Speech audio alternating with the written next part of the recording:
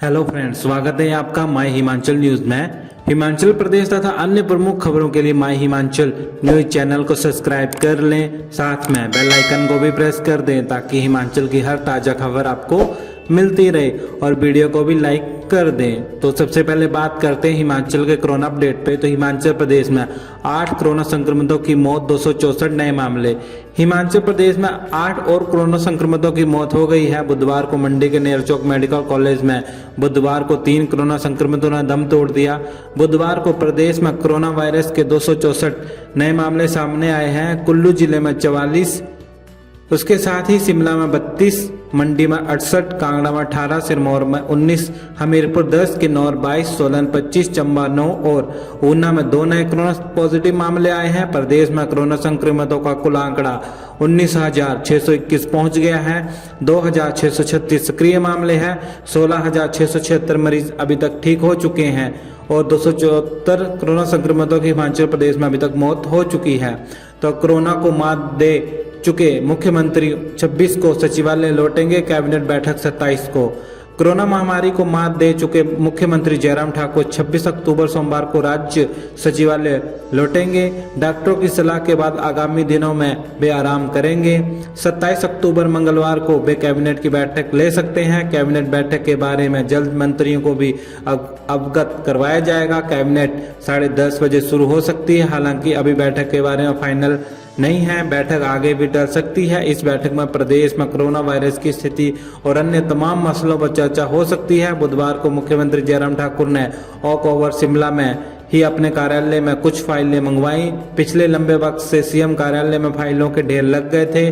मुख्यमंत्री ने फाइलें वॉक ओवर में ही निपटाई। गौर हो कि अटल टनल रोहतांग के लोकार्पण कार्यक्रम से लौटने के बाद से सीएम होम क्वारंटीन थे। कुछ दिन बाद उनका कोरोना टेस्ट के लिए सैंपल लिया तो वे पॉजिटिव निकला।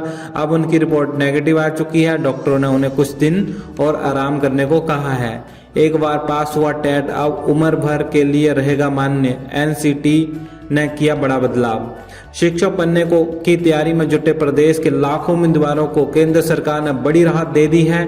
अब एक बार पास हुआ अध्यापक पात्रता परीक्षा उम्र भर के लिए मान्य रहेगी। National counselling for teacher education ने शिक्षक पात्रता परीक्षा में बड़ा बदलाव कर दिया है। अभी तक 7 वर्ष के लिए ही टेट पास उम्मीदवार नौकरी के लिए पात्र थे। केंद्र सरकार से मिली छूट के बाद अब बार-बार टेट पास नहीं करना पड़ेगा। केंद्र सरकार ने शिक्षक पात्रता परीक्षा यानी कि टेट को उम्र भर के लिए मान्य कर दिया है।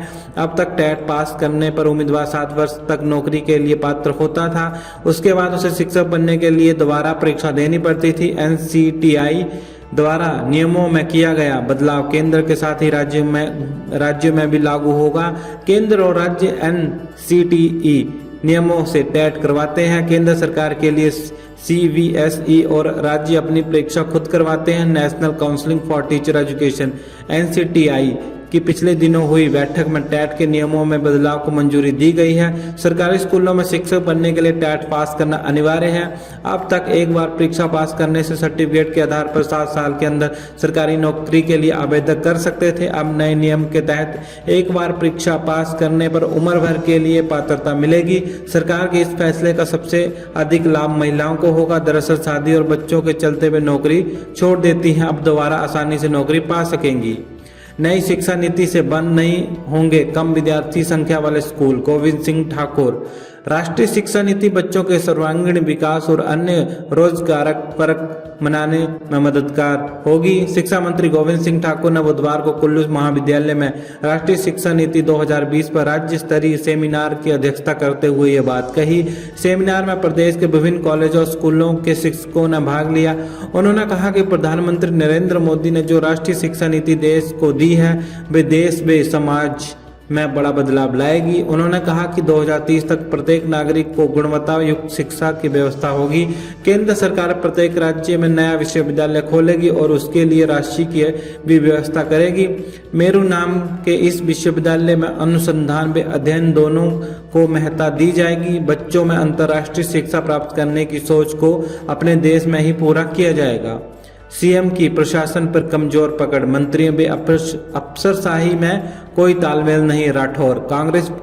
प्रदेश कांग्रेस अध्यक्ष कुलदीप राठौर ने कहा कि मंत्रियों और अफसरशाही में कोई तालमेल नहीं है। सरकार अफसरों को ताश के पत्तों की तरह फेंट रही है। जो अधिकारी काम करने वाले हैं उन्हें नजरअंदाज किया जा रहा है। मुख्यमंत्री जयराम ठाकुर की भी प्रशासन पर पकड़ कमजोर होती जा रही है। बुधवार को पत्रकारों से बातचीत में कुलदीप राठौर ने कहा कि चुनाव आयोग ने नगर निकाय के चुनाव प्रक्रिया के दौरान उपायुक्तों के तबादले न करने को कहा था। बावजूद इसके आधी रात को इन आदेशों को दरकिनार कर सरकार ने डीसी बदल डाले। इस आदेश से साफ है कि सरकार चुनाव आयोग को गंभीरता से नहीं लेती। कहा कि कोरोना काल में सरकार से समाज का हर वर्ग दुखी है। किसान, बागवान, कारोबारी और आम नागरिक किसी को भी सरकार ने राहत नहीं दी है। उन्होंने सरकार से पूछा कि प्रधानमंत्री केयर फंड और मुख्यमंत्री राहत कोष में कितना धन इकट्ठा हुआ, उसे कहां खर्च किया गया। एक प्रश्न के उत्तर में राठौर बोले, कांग्रेस को प्रदेश में भाजपा के 5 तारा कार्यालय बनाने पर कोई आपत्ति नहीं है। दुख इस बात का है कि कोविड काल में लोगों की कोई मदद नहीं की। भाजपा के राष्ट्रीय अध्यक्ष और वित्त राज्य मंत्री भी हिमाचल से ही हैं। हिमाचल के कॉलेजों में दाखिले के लिए 31 तक बढ़ी तिथि। नीट की परीक्षा में पास नहीं होने वाले विद्यार्थियों को सरकार ने बड़ी राहत देते हुए प्रदेश के डिग्री कॉलेजों में दाखिलों की तारीख बढ़ा दी है। 16 अक्टूबर को नीट के नतीजे निकले हैं, जबकि 15 अक्टूबर को प्रदेश के कॉलेजों में दाखिले बंद कर दिए गए थे। नीट में चयनित नहीं हो सके कई विद्यार्थियों ने दाखिले के लिए जब कॉलेजों में आवेदन किया तो संबंधित प्रधानाचार्य ने उच्च शिक्षा निदेशालय से इस बाबत स्पष्टीकरण मांगा। बुधवार को उच्च शिक्षा निदेशालय ने कॉलेजों में दाखिले की तारीख 31 अक्टूबर तक बढ़ा दी है। कॉलेजों में विद्यार्थी अब बिना लेट फीस के 31 तक दाखिले ले सकेंगे। शांता बोले, प्रदेश भाजपा में भी फैल रहा है राजनीतिक प्रदूषण, मचा सियासी हड़कंप। विवेकानंद ट्रस्ट के पक्ष में हाईकोर्ट का फैसला आने के बाद भाजपा के वरिष्ठ नेता एवं पूर्व मुख्यमंत्री शांता कुमार ने चुप्पी तोड़कर जब अपनी ही पार्टी के कुछ लोगों पर निशाना साधा तो पार्टी प्रदेश अध्यक्ष सुरेश कश्यप आनंद फानन में उनसे मिलने पालमपुर पहुंच गए। शांता के बयान से पार्टी में मचे सियासी घमासान के बाद कश्यप ने शांता को बंद कमरे में मनाने की कोशिश की। इससे पहले पालमपुर में पत्रकार वार्ता में शांता ने कहा कि भाजपा में भी राजनीतिक प्रदूषण फैल रहा है। उन्हें दुख है कि विवेकानंद ट्रस्ट को लेकर उनके खिलाफ मामला किसी विरोधी या कांग्रेस पार्टी ने नहीं बल्कि अपनी ही पार्टी के लोगों ने करवाया था, जिसकी वजह से उन्हें बहुत मानसिक पीड़ा पहुंची थी। शांता ने कहा कि याचिकाकर्ता ने ये मामला मेरी ही पार्टी के कुछ लोगों के इशारे पर किया था। पार्टी के कुछ लोग मुझे नीचा दिखाना चाहते हैं, लेकिन ट्रस्ट के पक्ष में न्यायालय ने फैसला देकर न्याय किया है। शांता के इस बयान के बाद मचे सियासी घमासान के बाद आनंद फानन में पार्टी के प्रदेश अध्यक्ष सुरेश कश्यप उनसे मिलने पालमपुर पहुंच गए। शाम करीब 5:30 बजे पालमपुर पहुंचे कश्यप ने आधे घंटे तक शांता से मुलाकात की। हालांकि इस दौरान दोनों में क्या बात हुई ये पता नहीं चल पाया है, लेकिन इतना तय है कि कश्यप शांता को शांत करने के लिए पालमपुर पहुंचे थे। प्रदेश सरकार विकास के 5 काम गिनाए जो पूरे किए। विक्रमादित्य कांग्रेस विधायक विक्रमादित्य सिंह ने कहा कि भाजपा सरकार प्रदेश में विकास के बड़े बड़े दावे कर लोगों को गुमराह करने का प्रयास कर रही है। उन्होंने सरकार से पूछा कि वे अपने विकास के 5 काम गिनाए जो प्रदेश में शुरू किए और उन्हें पूरा किया हो। अटल टनल को लेकर जिस प्रकार के बड़े होर्डिंग्स लगाए गए वे बताएं कि इस टनल निर्माण में उनका क्या योगदान है।